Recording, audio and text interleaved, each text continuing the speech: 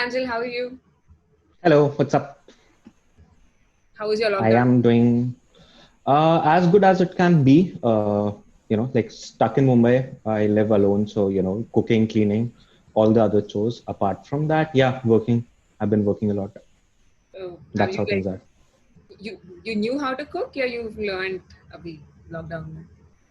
I had a nag for it. I remember because whenever my mother used to cook, right? So she used to make me sit in the kitchen and make me go through my science and social science, Hindi, English, all these textbooks, because otherwise I wouldn't study when I was a child. So she was cooking, I was reading stuff to her. And probably I think my attention was more into the cooking side of things than reading my stuff. So that's probably why I had a nag of cooking. And that's why I could learn very quickly while during this lockdown. Interesting. I have And so to say, memory actually. My mom used to get me to read out loud when she was cooking. So even I get my knack of cooking from there. I think I've become a pretty good cook at the moment. It's a good skill to have. Yeah, Okay, then I think we can get to it. So what are you currently pursuing? I am working as a research associate at Drip Capital at the moment. So, my role is more like aligned to, so Drip Capital actually is into providing working capital for small businesses that are involved in international trade.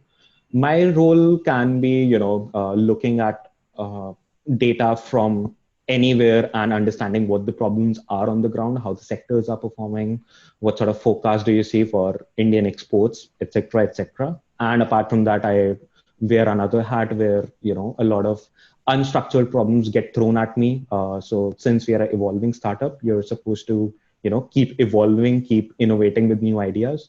So a lot of unstructured problems get thrown at me. And then my job is to take that idea from 0 to 1, scope the market or scope the product out, and ultimately give it in more capable hands that can go and implement it.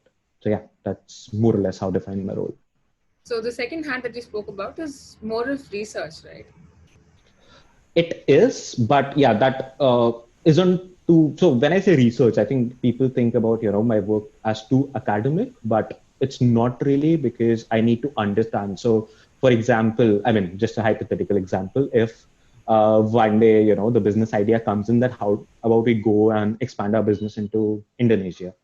So my role would be to understand how the market is set up, what are the banking rates there, what's the split, what kind of split of the businesses, how are they doing, what sort of stuff do they export, does it make sense for us to go and even try anything out there. So before you get feet on the ground for people actually implementing stuff, my role would be to sit back, Google stuff, understand the economy, the market, the business idea, and then present my findings. So that's what the other role is all about. So, so how do you like do that? One thing is you must read a lot of academic literature. You must go and talk to a lot of people. What else? It does. Yeah. Yes. So some primary research, like, talking to people is involved. Apart from that, reading a lot of reports, sifting through a bunch of data points, understanding, what are the major macroeconomic parameters looking like, inflation, unemployment data, like a lot of things. So you get a sense of, what the health of economy is, would our business, in my understanding, would survive or not, whether there's a requirement for such a product, so on and so forth. Okay. Basically, it's a very unstructured thing, and you make sense out of the heaps of data. Yes. Interesting. Yep. In a way. So, okay, let's start at the beginning then. I know you like wanted to get into law initially, but you ended up Yeah. at polymer science as an engineer, which is very far away from law. So, how did that happen? So I think there were a couple of I don't know, couple of things that led me there. In fact, there were a lot of decision makers involved as well. So my father is a dentist, my mother is a professor of statistics. So, there was always this tussle between them that, hey, yeah, my son is going to study biology, my son is going to study maths. So, till class 11, end of class 11, I was studying both. Then I finally gave up on biology. And in the end, the only option that was sort of floated in front of me was beta tumhe to engineering hi karni padegi. So with that in mind, I appeared for all the exams that I had. One of my good friends was, planning to make a career in law, and he told me about CLAT. That was, I think, just a couple of years old, where all of these national law universities were, conducting this common legal aptitude test. I did fairly good on that. I, in fact, ended up getting a better rank than this friend, although with studying just for a week, because I think all they were testing you for was math, English, verbal, math, English, reasoning, and some general awareness. So, I did fairly well on that. I ended up getting National Law University Jodhpur as one of my admits. But eventually, the thing about getting a place in IIT Roorkee came in, and more than my parents, I think the neighbors and the larger society forced my parents ki ye kya decision le rahe ho. And my father, I think, had this opinion. He has been born and brought up in Lucknow, and he had this opinion that law to wo log karte hain who probably don't probably are not very good at academics, or maybe want to start a career in politics for some reason. I don't know how this opinion stems, and I do not agree with it. But yeah, that's what happened, and eventually I ended up at IIT Roorkee with the polymer science thing. Interesting. So polymer science is pretty far removed from law. And the good thing about it was I was pretty good at organic chemistry. I think I do remember that I scored very well in my chemistry in JEE. My maths was decent. I don't know, I was bad at physics, or maybe, I never tried my best at physics, so my physics wasn't that good. So polymer science still felt like something, will have a lot of organic chemistry. Maybe that'll be something interesting for me. That's very different from me. I am damn scared of chemistry. I somehow just scraped through chemistry, and maths and physics ke basis pe I entered college. So yeah, okay. But okay, fine. So after you came to college, you had a couple of internships in polymer science, after which you eventually drifted towards public policy, right? So Yes. what drew you to public policy? I might not be able to locate the exact reason, maybe, but I always had this interest in, environment protection. I used to, I think I did participate in a couple of national level projects back in school around environmental awareness. Internship with WWF, right? Yes, so that was the other thing I tried. So I think I didn't do anything in my first year summers, and I got really, really, really bored at home. So I decided henceforth all of my winter or summer breaks, I'm gonna have an internship. So yeah, I tried for a couple of NGOs just to feel this how does it feel to work at an NGO maybe. So WWF, of course, came with a good rapport around it. It felt like a good opportunity. So I did try a few places, and WWF, came through. So I started working there. And yeah, I think that was my probably one exposure towards a larger social impact space. But I think post that I was working, I still wanted to give polymer science a chance. So for my second year summers, I worked at a industry in Gujarat. I won't call it a research internship because I was working out of a 5x5 tiny sa lab, mixing chemicals here and there. I gave it another chance in my next year. I was working at 3M, which was, pretty good. Like they had a brilliant research center in Bangalore. But I think eventually what I realized was I do not want to spend my time maybe mixing chemicals. I don't see myself doing that 10 years down the line. And slowly and steadily, I used to read a lot. I had just back then I had shifted from reading fiction, a lot of fiction, to non-fiction. I think India After Gandhi was the first non-fiction novel that I read. And post that, I started reading a lot about history, politics, economy. And that's how I slowly, got drawn towards public policy.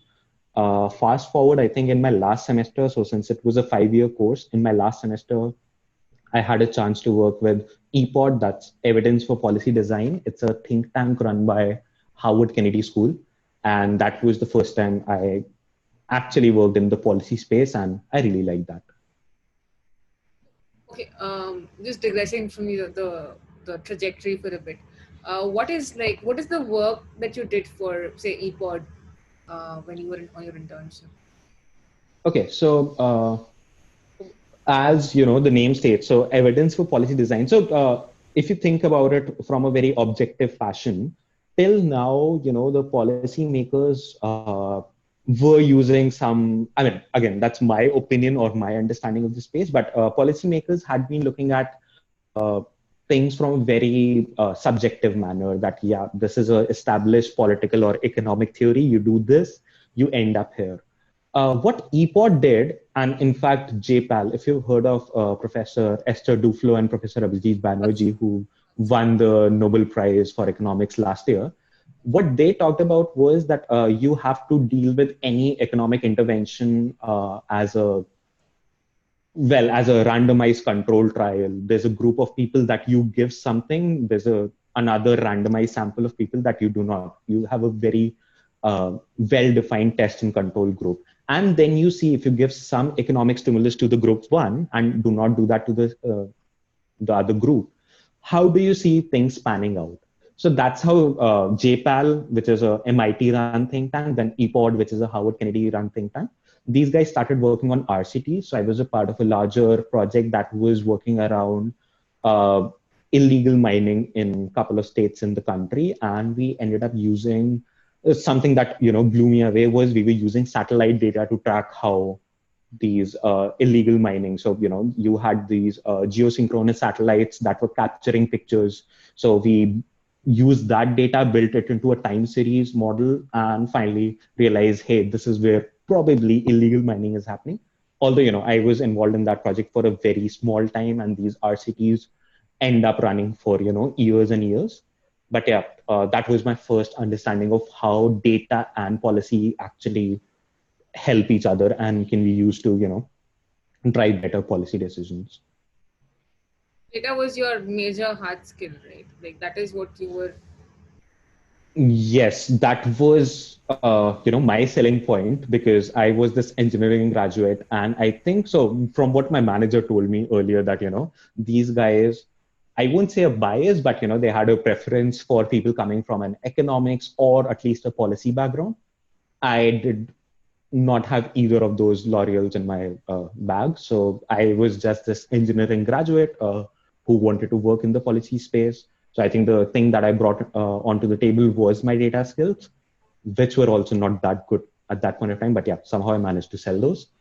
And yeah, I did tell them. I mean, a funny incident that happened was I reached out to someone on LinkedIn. We chatted. I eventually got an interview with the manager, and there was this silence from her side for a couple of weeks.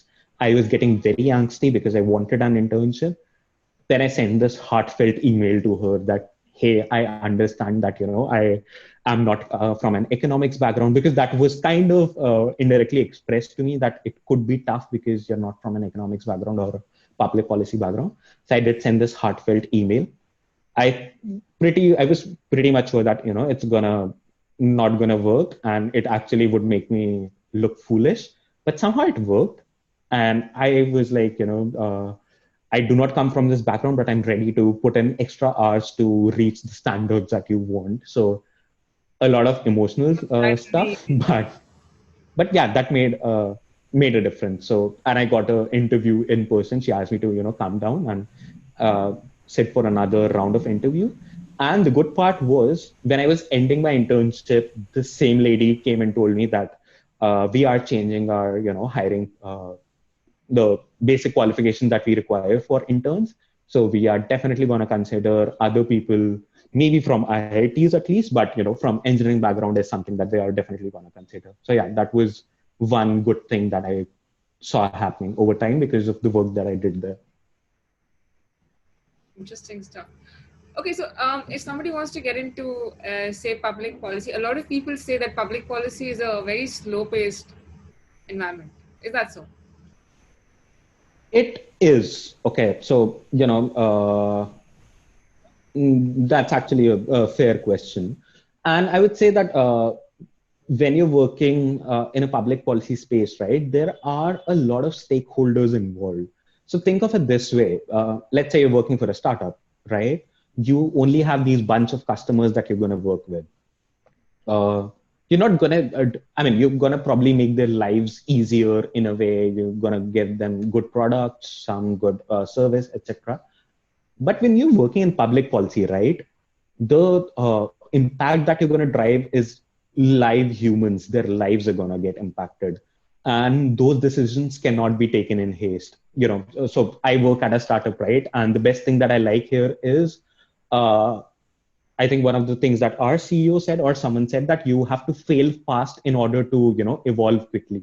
So you try something, you fail at it, it doesn't work. You eventually, try something else. Maybe that fails as well. So you keep iterating. Ultimately, you arrive at something. In public policy, you cannot take that chance, right? You have to be more or less right in your first go before you roll out a policy. So let's take demonetization, for example. That decision was taken.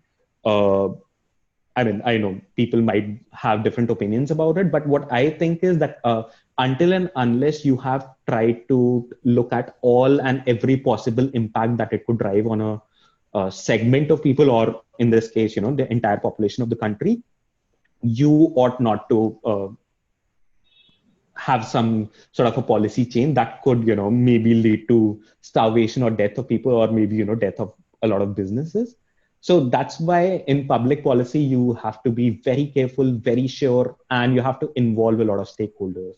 Since you do that, you involve a lot of stakeholders, and I'm so sorry. Yeah, with a lot of stakeholders, you get a lot of opinions. You have to take into account a lot of things. That's why public policy, or working in that space, becomes slightly slow paced. Basically, you have to basically cross-check everything and make sure that it's a very robust thing that you're rolling out. This is Exactly. I think this is precisely why the concept of RCTs for economic interventions is very interesting, right? You actually Yeah, test if something is working in a controlled environment first, and then you roll it out. precisely. Yes. Yeah. So that is something that they introduced here, pehle, matlab S3 Duflo, and it's something Yes, so the history of RCTs, I think they started RCTs generally for medical tests for, pills. They used to have, maybe they sort of discovered a new pill, and they would give the pill to a test group and then give a placebo to the control group. That's how they started. So Professor Duflo and Banerjee, they started thinking about, how about we do that for economics. Actually social intervention, etc. That's my yay moment during my internship with ePod was that the project that I was working on. So the joint principals for that were JPAL professors Duflo and Banerjee too. So yeah, I've been on call with Nobel laureates, although I was just an intern taking down notes. But yeah, that is one yay moment for me. Okay, interesting. I think we can come back to your trajectory. So after your internship with ePod, you got placed with the Royal Bank of Scotland through camp. Yes. Right? Yep. So yeah, that was one interesting story as well. So I think in my fourth year, something I skipped, I actually tried working for a startup. When I say a startup, I can't even call it a early growth, early stage startup, because it was just like 3 or 4 of the founding team members and 2 of us who were interns. We were like starting out with different ideas. And yeah, so I mean, I think I did everything from business development, strategy, marketing, apart from the tech thing, because I'm not a coder. So yeah, I tried almost all of these things.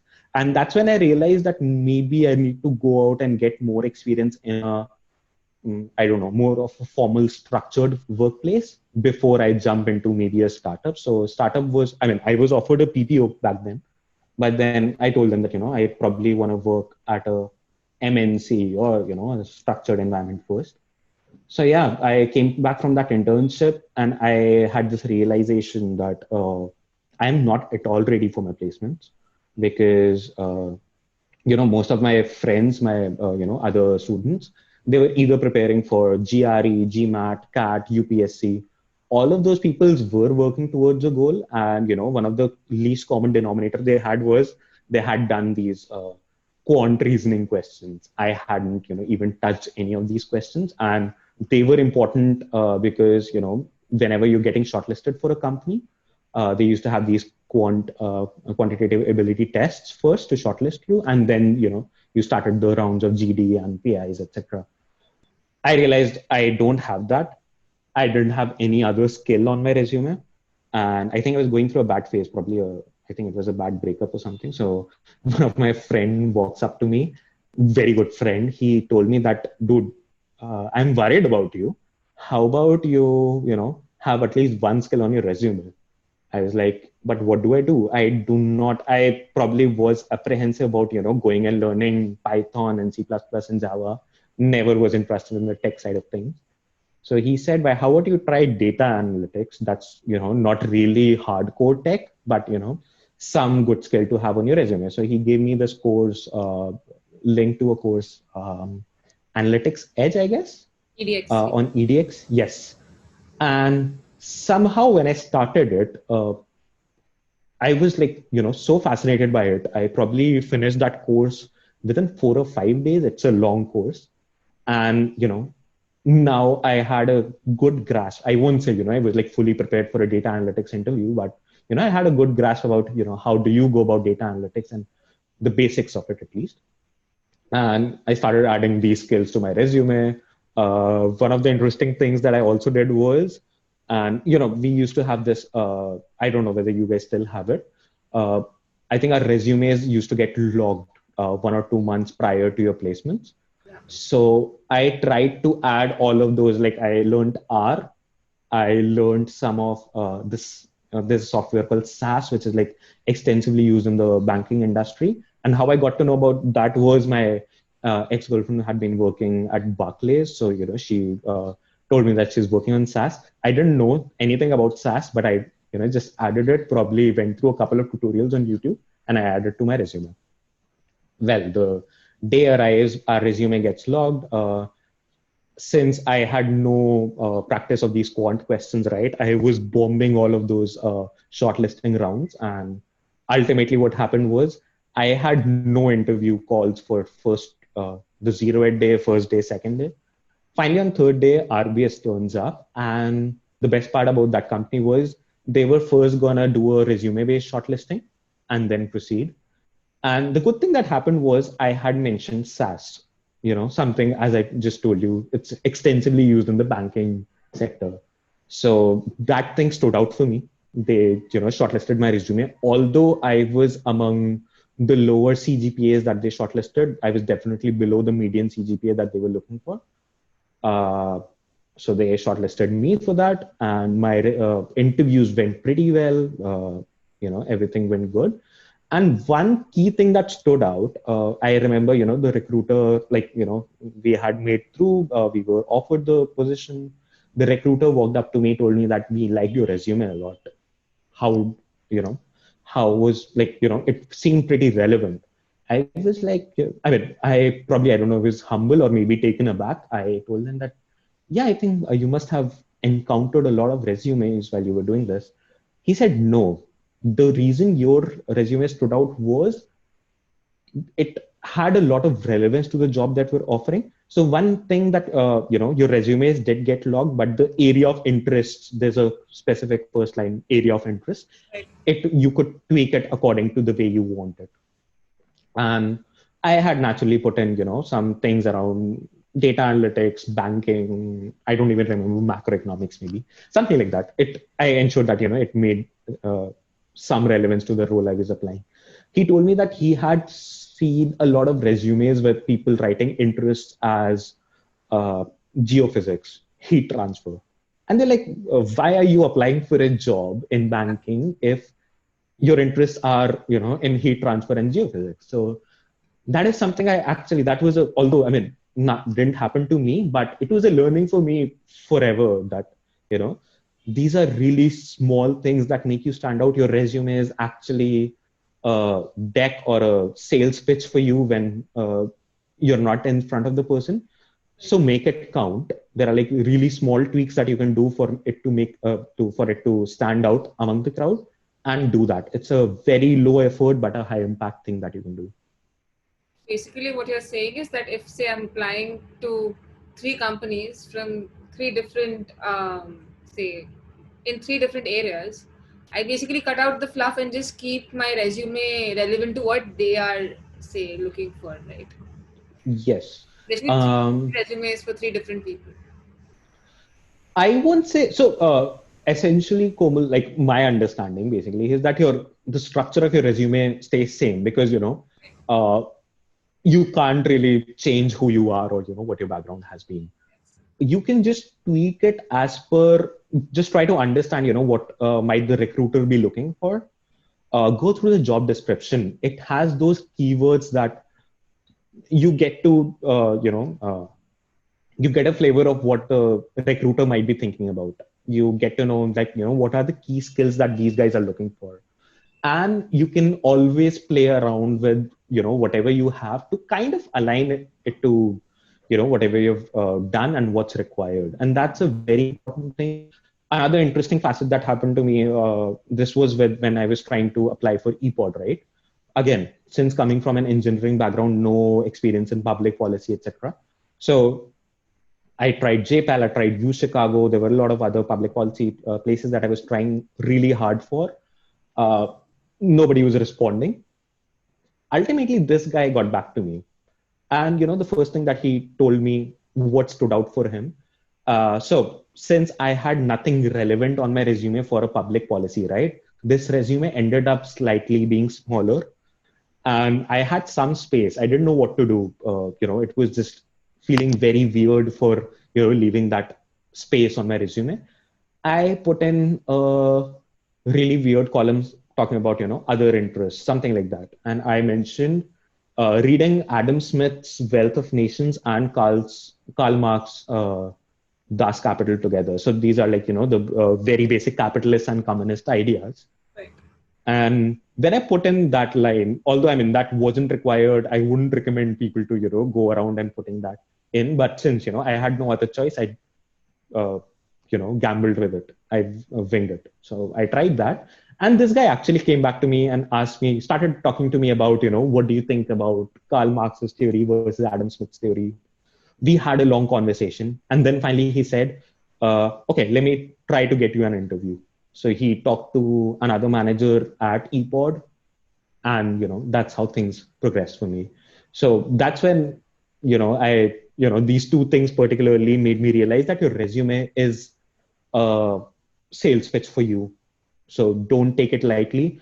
Whenever I am hiring for interns pretty often, so I get resumes not properly formatted, I get resumes that are not a PDF, that are documents, like Word documents. Oh my God. These are really small things that you can do. There are some obvious grammatical mistakes. I remember this guy had a typo on his contact number. I'm trying to call this person and he finally mails me back, hey, I think I have a typo on my resume with my, I've written my phone number down. Those are some very obvious things that you can take care of, right? And while, don't judge a book by its cover, but also your first impression definitely is the last impression. So make that count. I tell that. Definitely. Okay, then I think we can come back to your stint with Royal Bank of Scotland. You got hired for a data analyst role or what? Yes, I started so it was, I think, a GAP program. I don't remember what the full form that GAP program was, but yeah, so it was supposed to be a 18-month sort of a rotational program where you work with the retail banking, you work with the corporate banking, and then you work with the investment banking division of the company. Right. Yeah, so I think I started with the retail banking side, if I'm not wrong. And I was like super lucky to get a really nice manager who was more of a teacher than a manager. He used to sit me down in one of the conference rooms, used to start, just picked up a white marker and whiteboard marker, and just like, this is how risk management works, this is how transactional banking works, this is how we provide loans, etc., etc. So he gave me the lessons of banking 101, And that I think is very important for me, because now the clarity that probably I have for the banking sector, the financial sector, in fact, the interest that I have in the overall banking sector, financial sector, as well as, I probably have also copied his style of teaching. So ask any of my reportees or my interns, they think of me more like I'll just like, sit them down in a conference room, like start explaining, this is what happening, this is why this happens. I think they probably, again, I try to, I have been like super inspired from him and like become a teacher for them rather than a, I don't know, manager or something like that. Right. So yeah, it was a good stint, but somehow what I realized was I wasn't fitting into the overall culture of the company. I probably was looking for things that, you know, were probably going to come to me at a very later stage, or maybe, probably the things that I wanted to work in. I mean, my manager were excellent, but maybe I didn't fit in with the overall company culture. So I applied for Amex. American Express was hiring like crazy at that point of time. And yeah, so I took a leap of faith. I had some really good seniors who helped me. So, Yay, IT Roorkee. So these guys helped me with, taking this important career decision for me. And I would say that's one of the best decisions I ever took. It was a leap of faith, like, jumping out of a job just fresh 3 months into, the first role. But yeah, it was a great decision for me. And, I don't regret at all taking that decision. So you joined Amex as a business analyst. Yep, I joined Amex. Yeah, within 3 months, I joined Amex as a business analyst. The role was pretty interesting because this was a fairly new team that was coming up. It was a new initiative that Amex was trying to build. And yeah, I actually saw a vertical to be, built from the very foundations, and it was a good experience for me. So eventually, I mean, there was a lot of work to do, and I think I love being busy. I know that sounds So weird, but yeah, Great. I really like being busy. So yeah, So I have good a question. experience for me. I Yeah. have a question regarding your exit from RBS, right? You told me that this was a rotational based role where you would Yep. be meeting different, say, departments from the company, right? Yep. So, I mean, you could have taken this. I just want to understand your decision making process, right? You could have taken this leap after those 18 months. You would have had a lot more exposure to say the different aspects of banking. So, why didn't you choose to do that? That's true, but it also helps if you keep talking to people. Uh, Never. I mean, I would, if I have to give a talisman to, the juniors and everything, never ever take a uninformed decision. Talk to a lot of people, and that's why, one of the things I love about LinkedIn is I have in fact reached out to a lot of seniors, a lot of, people from other backgrounds as well, not specifically IT Roorkee. Talk to a lot of people, get their experience, what they have been through. And that's when it helps. So, I was talking to other colleagues as well who had joined with me, who, instead of the retail banking space, they got placed in the other divisions, the corporate or the investment banking divisions. And basically the experience that I could gather, their experience was similar to mine. Maybe, 19-20 ka farak hoga, but even then, I mean, and it was a personal decision. I wouldn't say whether, these guys were wrong in staying or, I was wrong in leaving, but it was a probably a decision of personal preference. I talked to my seniors who had worked at RBS and had shifted to other places. And they told me that, if you go and work for an organization like Amex, your career growth, your clarity in thoughts about your career would be on a different level than you would do staying here, and which did make a difference for me. I'm not at all saying anything bad about RBS. I mean, it was a great place. It gave me a first opportunity. I interacted with a lot of great people there. It just didn't suit what I was looking for, probably. Did not align with what you wanted. Yeah. Okay. So eventually from Amex, then you shifted to Niti Aayog, right? If I'm not wrong. Yes. Yeah. So I stayed with Amex for around um, 1.5, a little less than 1.5 years. Mm-hmm. And that's when I shifted to Niti Aayog. Yeah. Okay. So within like in less than 2 years, you've had two job shifts, which is very interesting. But I'll come back to that Uh, later. yep. We'll come to At that. the moment, I'm standing at 4 for 4, but yeah. Yeah, I'll get to that. So my first, I think one question is this, right? Your job at Niti Aayog was, and I'm sure different from your, like, very different from your job at Amex, right? So how did you make that transition? You must have had to learn a lot of things that were not what you had been doing so far. Step out of your comfort zone. Uh, I would say so. I mean, I think whenever this bug of public policy had bitten me, right, I always wanted to work for Planning Commission, which sort of got converted into Niti Aayog. So Right. Niti Aayog was kind of my dream job at that point of time.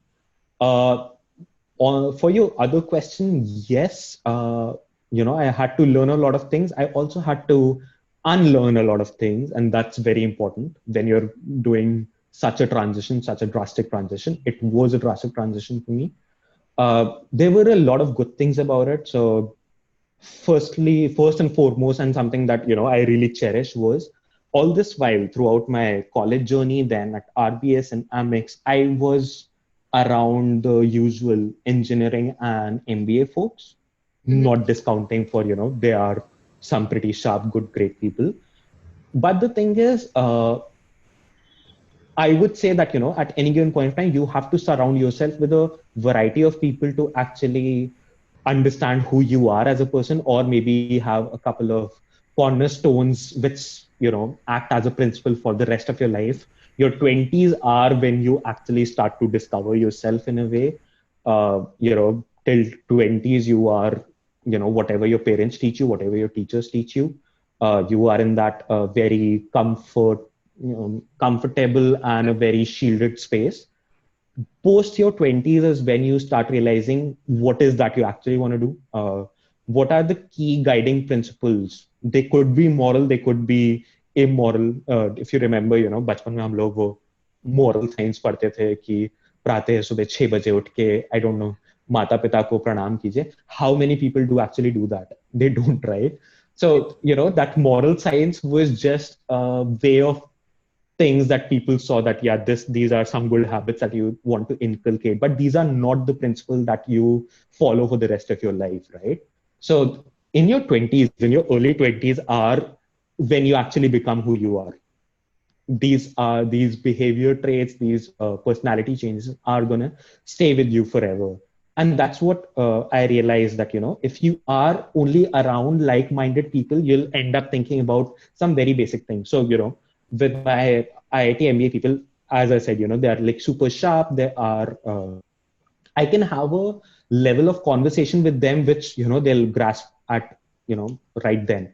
You'll never realize that if I had to go down to the streets and explain a concept to someone who has no clue about, how technology works, or, maybe how banking sector works, you have to dumb it down to a level. And I say dumb it down in a very respectful way, that you have to simplify it enough for this person to grasp what you're talking about, right? And for people who I was living with and working with earlier, you work hard for Monday to Friday. Friday evening you go out, you party. Saturday, Sunday you binge on Netflix. Do some, go for a drive, something like that. Monday again you start those things. I was in Gurgaon back then. I shifted to Delhi for my Niti Aayog thing, and I started, I made some really good friends there. These guys were coming from a law background, from an economics background, from a public health background. One of them was actually a MBBS doctor who wanted to take up public policy. These guys were coming from such different walks of life, such different experience. One of them had worked for 3 years in jungles of Jharkhand, the Naxal infested areas, right? One of them had worked in the most backward places of Rajasthan. One of them had actually had studied at Oxford, and he had a completely different worldview. So talking to these people, I actually started among, of course, the professional experience and everything else. Delhi is a petri dish for cultural experiment. So I started appreciating. I was a metalhead. I used to listen to a lot of rock music back in college days. I started appreciating Hindustani classical music, the Rag Malhar and Rag Bhairavi. I started attending those Thumri sessions. We used to go out. We went to National Gallery for Modern Art. Started appreciating paintings. Raja Ravi Varma, Amrita Shergill, all of these painters. I started reading about those guys. So it was a very fascinating intellectual journey for me as well. And I mean, that was a very good experience for me on a personal front. So yeah, that definitely helped. But on a professional front, as I said, you had to unlearn a lot of things. One of the interesting things about working in a government setup is you cannot ask questions. You cannot ask questions to your seniors. So, the good thing that this was one of the best feedbacks I got from a manager at Amex, that if you give a problem to Pranjal, he'll ask you a lot of questions as to what are we trying to achieve? How do you see we are getting there? And what are the key results that you're expecting? And that's how I started working on a database or, whatever analytical problem I had. Right. In government setup, in government setup, well, you're given a problem. You're asked to, prepare this note or a document or, I don't know, presentation. And it's understood that, you'll cover all and every thing that's available. And finally, the guy setting, the guy you're reporting to, or, the top management or the top officers, they'll, cut out whatever is not relevant. Because, I mean, of course, they're very busy.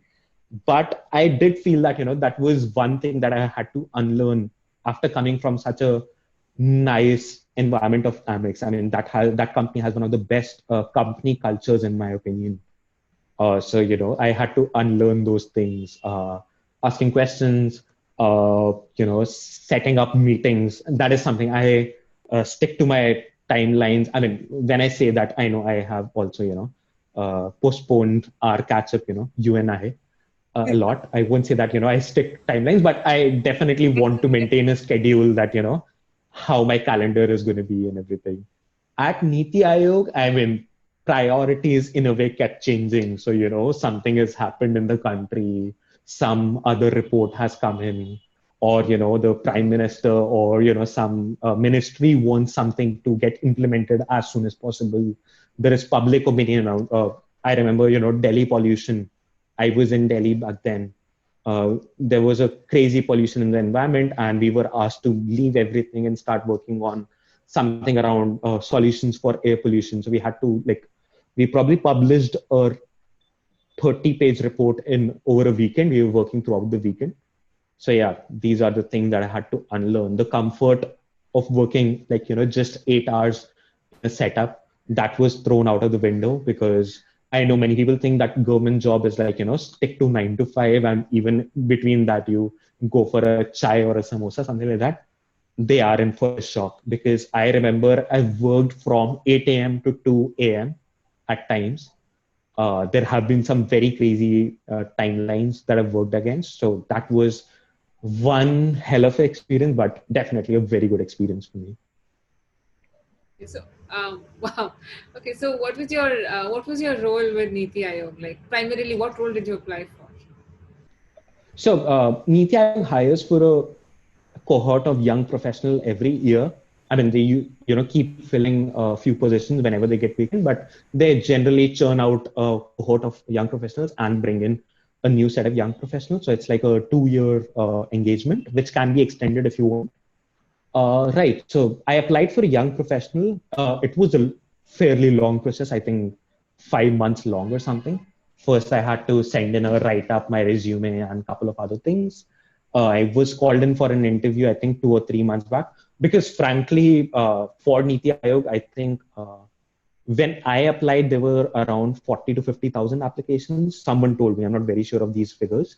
Out of these, I think 10% people were shortlisted, so 4,000 people. And out of these 4,000 people, some 40-ish people were selected. Again, my figures might be all over the place, but I'm definitely sure that it was in, ballpark these ranges.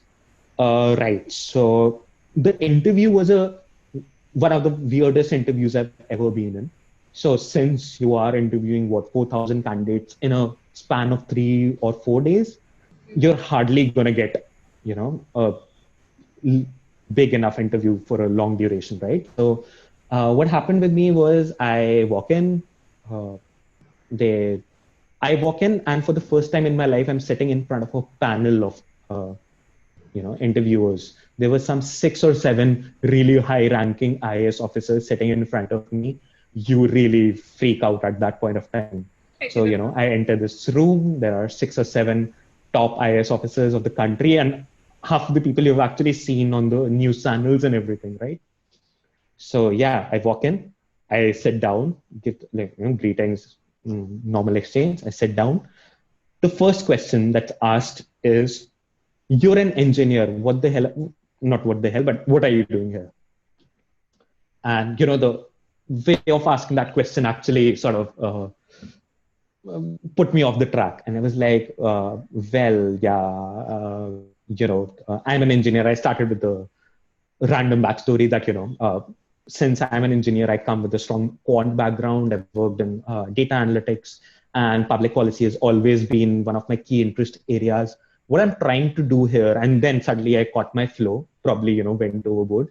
What I'm trying to do here is marry the data science learnings that I've had and marry that with public policy and improve the lives of people. So these guys actually sniggered. They're like, what sweet spot are you talking about? I said that, I'm trying to find that sweet spot between data analytics and public policy. What sweet spot? I've been working in this for last, I don't know, 40 years, 50 years, whatever. And I haven't managed to find any sweet spot. What are you talking about?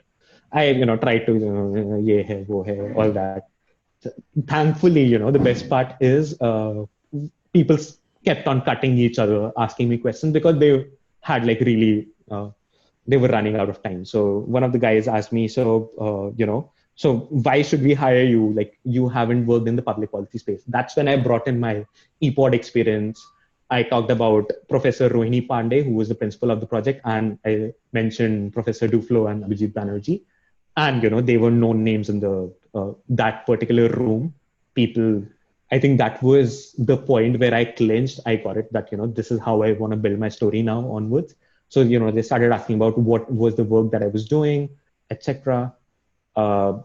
They started asking me exact things about the project, and I said that's I'm so sorry. It's while I would have loved to tell you about what was the exact things that I did, but I am bound by confidentiality.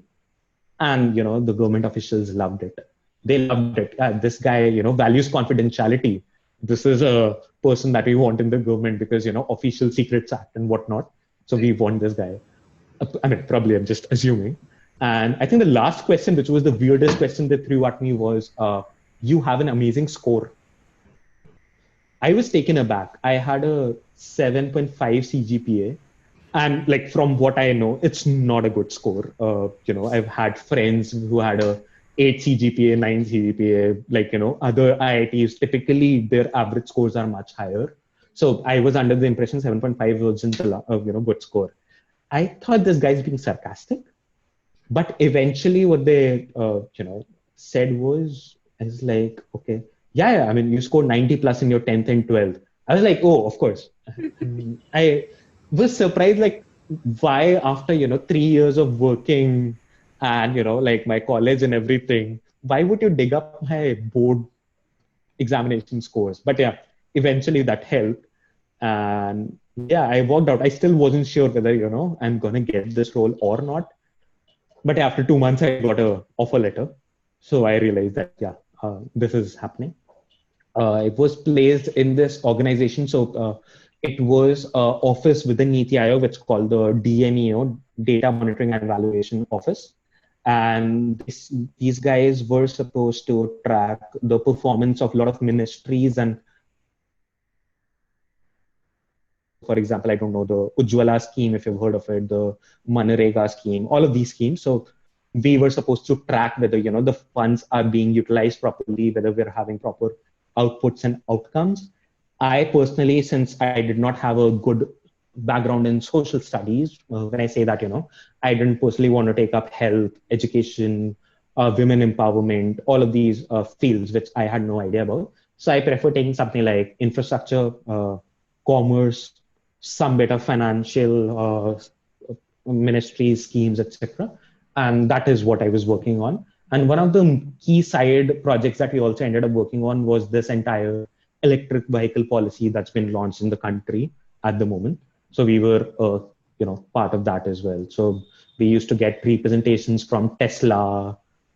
We used to get representation from Zoomcar, like really the top management. So that was one good experience. I do remember one of the top industrialists, one, just like standing right next to me. He's a very famous industrialist. I cannot take the name, but one of the top industrialists, like standing right next to me in the elevator.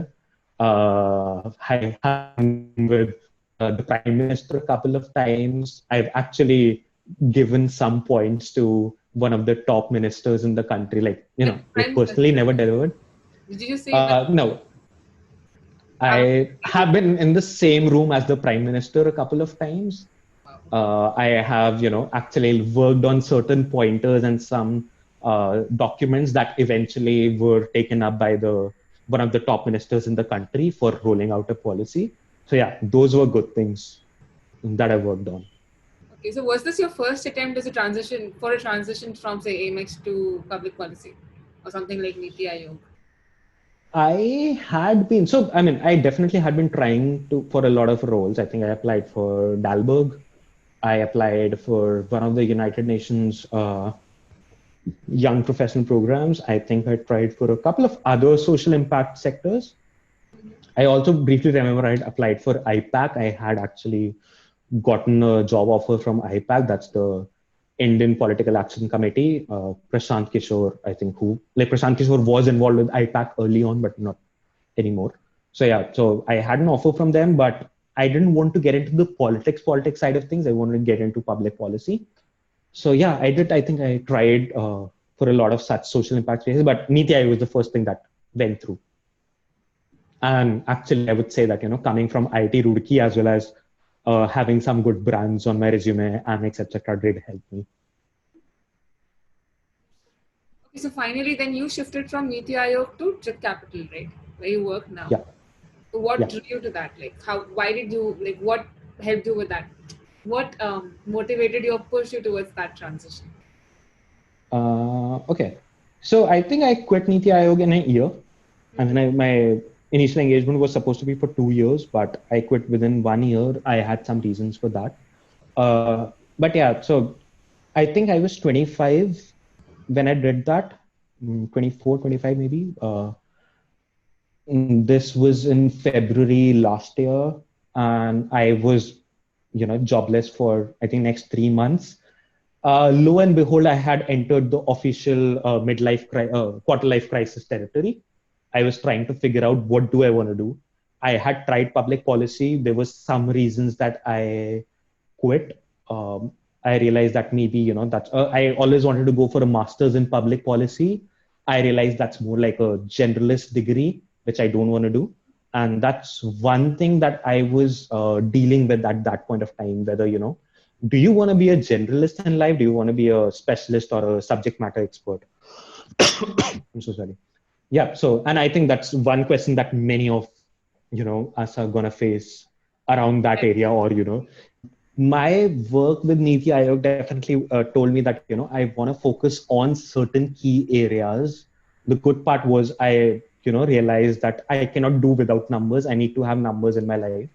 I need to be around I won't say the core finance, but at least the financial economics aspect of things. Banking industry is something I really enjoy. I used to love, talking about RBI and SEBI regulations, etc., etc. So yeah, these were the things that I did enjoy. Post a career in public policy, or particularly Niti Aayog, I think the things that you can try for are going for a public policy degree. That is something I didn't want to go for. It was too generalist for me. You can try for a consulting role, which again would have been a generalist role for me.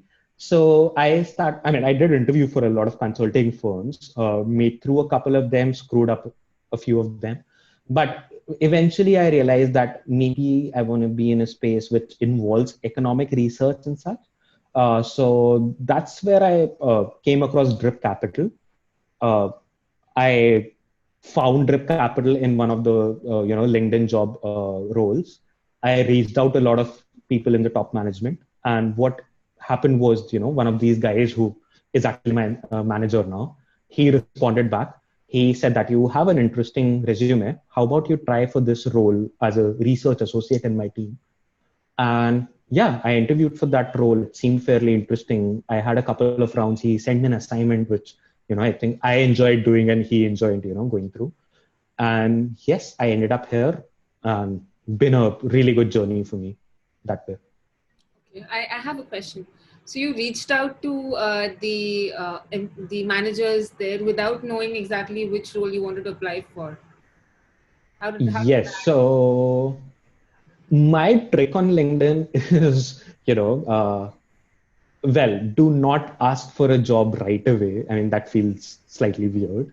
What you could potentially do is, so I reach out to people, and I mean, that is something I employ even for, general advice, etc. That I'm fascinated by your profile, or I'm fascinated by the work that you do, or, fascinated by the work your company does.